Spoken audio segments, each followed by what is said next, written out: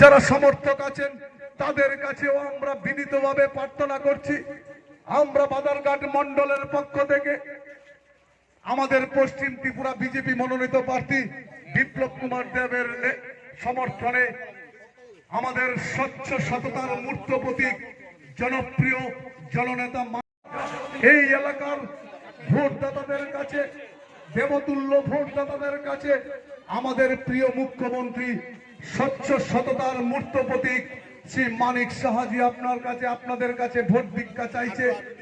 রানী সরকার এই মিছিলের অগ্রভাগে আছেন, মেয়র সকলের প্রিয় দীপক মজুমদার এই মিছিলের অগ্রভাগে আছে, সদর জেলার সভাপতি অসীম ভট্টাচার্য এবং এই মানিক সাহাজির নেতৃত্বে একটি বিশাল পদযাত্রা আপনার বাড়ির সামনে দিয়ে ভোট ভিক্ষা চাইছে।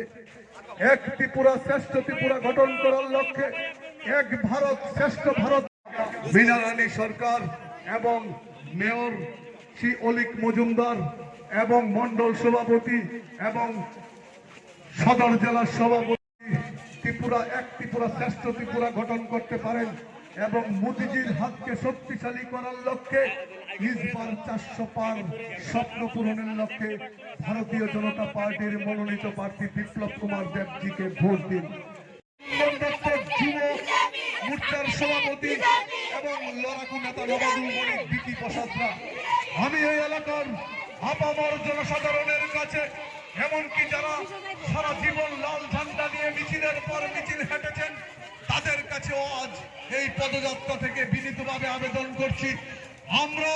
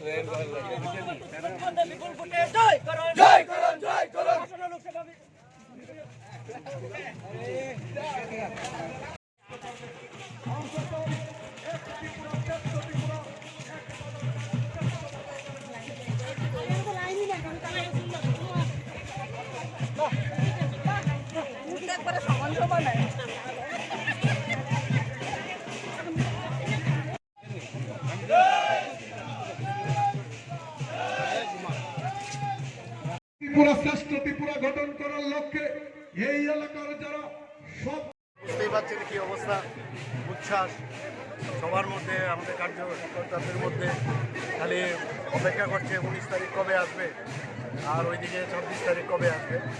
ওর মোদিজির হাত শক্তিশালী করবে, এছাড়া উপায় নেই। দেশকে যদি বাঁচাতে হয়, দেশকে যদি শক্তিশালী করতে হয় তো মোদিজির হাতকে শক্তিশালী করতে হবে। আর এর জন্য আমাদের দুটো সিট আছে, আমাদের পশ্চিম এবং পূর্বে এখান থেকে আমাদের দাঁড়িয়েছে বিপ্লব কুমার দেব, আর ওখান থেকে মহারানী কৃতি সিং দেববর্মা মহাদয়া দাঁড়িয়েছে। দুই জায়গায় আমরা দেখছি, আমরা যেখানে যাচ্ছি মানুষের মধ্যে উচ্ছ্বাস, উদ্দীপনা এবং মানুষ মোদিজির উপর আস্থা আছে। আমি নিশ্চিত যে দুটো সিটেই আমরা গত বছরের তুলনায় অনেক বেশি ভোটে আমরা জিতব এবং আমার মনে হয় যে মানুষ অপেক্ষা করছে কখন তার আঙুলটা ওই ভোটের যে আমাদের ভোট বাক্স আছে সেখানে দাবাবে।